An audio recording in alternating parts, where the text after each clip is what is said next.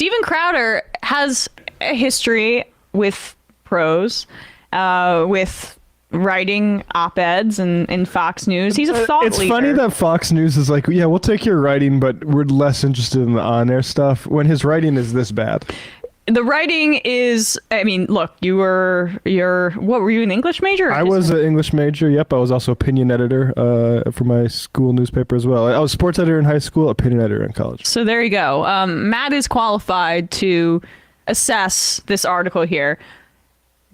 Jump scare for the headline. Here we go. Let's put this up. I'm a guy and I'll never badmouth my wife by Steven Crowder from May 2015. This is one of the first things I saw this morning when I woke up was Emma's tweet with that as the exact text. Yeah. And I thought you had written that. Oh. I mean, like it's not even capitalized. It looks like you just like dashed it off. Yeah. I'm a guy. I'm a guy. I will never badmouth my wife. I am a wonderful husband. Also, this is me coming out. Anyway, but like it just. No, I thought you meant like you were like spoofing a Crowder article. Oh, like that, no! Oh, no! That, this like is you real. Were making one up. This is real. I mean, the people who are the most sanctimonious. This is just a good lesson for everybody. The people that protest this much. I mean, it was the same thing with what we saw with that Amy Schumer debate on that late night Fox show, where he was preaching abstinence and leading to healthy marriages, and then we see how unhealthy his marriage is. Look at the numbers, right? And then she was like, "You're really young, and you don't know what you're talking about, and you're leading people down a path where you have no idea where it's going to lead." So lots of lack of introspection from Steven Crowder, but here we go. This is what he had to say back in 2015 before he got divorced. Yeah, can I do the honors? Oh, sure. My wife is such a pain in the ass, he said as we were changing in the gym locker room. Which is again okay. So that's what made me laugh. He's constantly fucking thinking about changing around other men. We're in the locker room. All right, and being naked around other men. Yeah. You know how it is, he finished. Blankly, I stared at him, cocking my head sideways like a behoved mastiff. God, there's over again. Like I already. That's the first simile. There's at least 3 similes in this piece. I gotta say, like you're overwriting this. like. This is not freshman creative writing where everyone gets to pretend they're Martin Amis. Get to the point. And you also, don't you love how like he's like, you got to start with this like punchy quote to bring the reader in. My wife is such a pain in the ass. Here we go. I started cocking my head sideways like a befuddled mastiff. No, I really don't, I replied. As I finished dressing myself and walked out, you could hear a pin drop.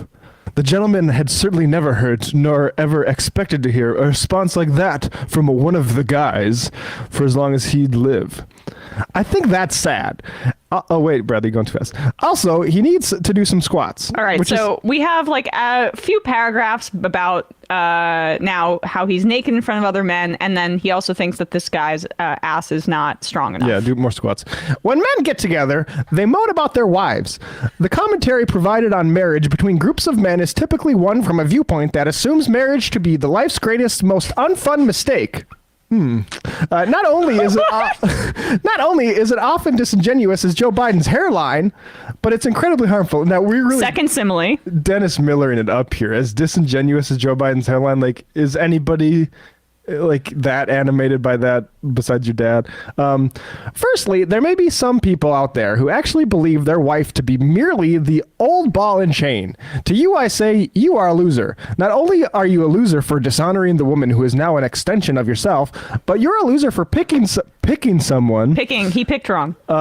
Who you hate having to come home to every night. What kind of an idiot are you to marry a person that you think is an absolute moron? Watch it.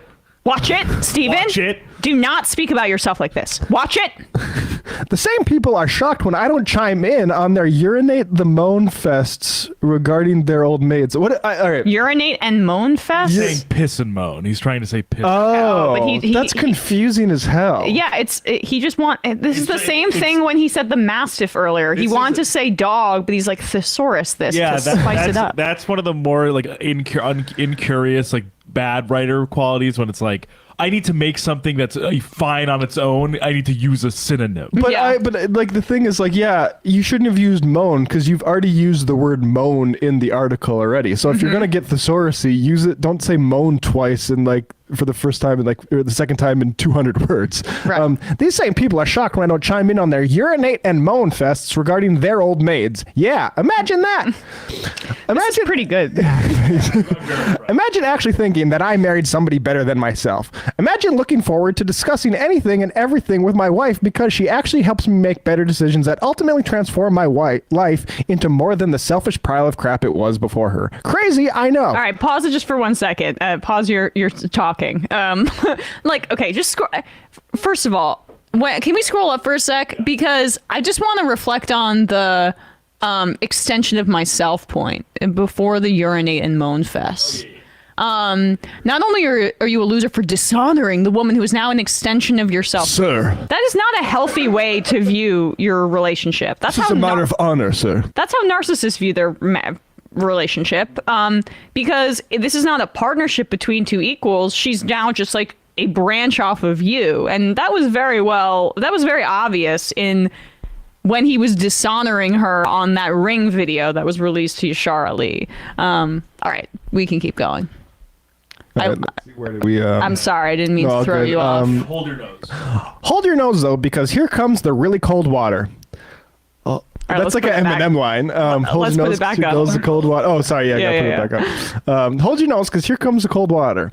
I actually love my in-laws too, but that's a column for another day. Well, not today. They definitely don't love you anymore. Yeah, not these days. Maybe should have been yesterday. Now I realize that there are some people who genuinely hate their spouse, and that's sad. It really is.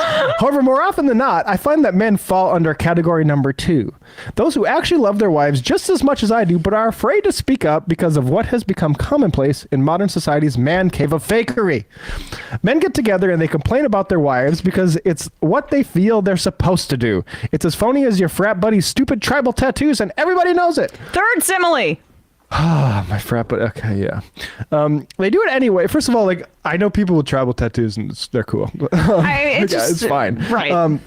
Yet they do it anyways because just like the dummies who took up smoking to fit in back in high school, these guys want to make sure that they have a spot at the cool kids table. Pathetic. Here's my challenge to the real men out there. It's very simple. If you have a good marriage, talk about it. If you love your wife, say it. If some moron tells you are merely a newlywed or that you're still just too young to understand, correct them. Open-handed slaps to the face are preferable. That's what he wishes. Hilarious. Was this before or after the Amy Schumer thing? Because that's kind of what she was saying to him. Got to be after, right? Because, anyway. Unless those of us who love our wives and thus our lives make a conscious change to the way we speak of them, unless we begin choosing to elevate and praise our spouses. This is so like 8th grade. To elevate and change the way we speak to them, unless we begin choosing to elevate and praise our spouses instead of denigrate them, we will begin letting an incredibly corrosive, self-perpetuating societal meme destroy the very institution that defines our lives. Are we willing to do that just to fit in with some gelatinous beer buddies? Finally, to those men out there who genuinely think of their wives as a quote pain in the ass, grow up and learn to make some better decisions. Also, do some squats. All right. Well, I wonder how much you get paid for that. Once again, we're fixated on other people's bodies. It's just a little weird, but yeah. No, I mean, that's interesting. I have, I don't know if, hold on one second. I'll need to find this. I just love that this op-ed is essentially the Joey Taco sketch from I Think You Should Leave, where they're at the poker game all talking about their wives, and Tim Robinson gets up and leaves and he goes, you know what? I actually love my wife. It is like I'm not that. gonna do like this is just that in written form. Like this guy's like wives, right? And Crowder's like, you know what? I'm gonna stop staring at your ass for 1 second and say, I actually love my wife. Yeah. How brave you are, Stephen. You'll denigrate her to her face, but not to your friends. I mean, that's what a real man does. He's doing his husbandly duties. There aren't many. I mean, most of them are wifely duties. It's a little more tilted in that direction. I like the picking motif. He still returns to, yeah. Like it's already like some anxiety. Again, that's also a trope of men who struggle in this way, who are view their wives as extensions of themselves, as objects that prove how masculine they are and how straight they are, and that often leads to abuse and denigration, which is what we saw in that video. But Yeah, we have some vintage, more vintage stuff here. He really loves to like focus on male physiques, and this is from the very first video he ever put on his YouTube page. Called "Go Team Israel," featuring kill Obama's mood. So I feel like we could just enjoy this a little bit.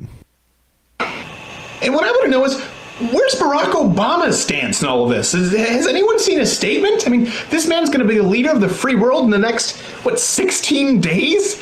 Is he too busy airbrushing out his six-pack on the beaches of Hawaii? That's another thing. Why was Barack Obama in People's or Star Magazine's top 10 list of hottie celebrity physiques? Barack Obama has the worst kind of body possible. Skinny fat.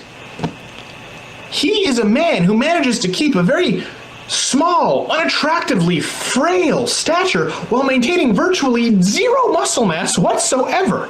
I guess those cigarettes are catching up with him. Here's to hoping you don't fall off the wagon again, big guy. In case some of you out there don't know where I stand, go Team Israel! You know, to Israel, listen, despite current trends or political winds, just know that you guys have some serious allies here in the States, and we love you, we support you, and Godspeed. Oh, Godspeed, yes. There you go. Godspeed. Hold on to Israel so you can all burn up so the Christians can return, and then Jesus comes back. Yeah. Godspeed. Stick it out there.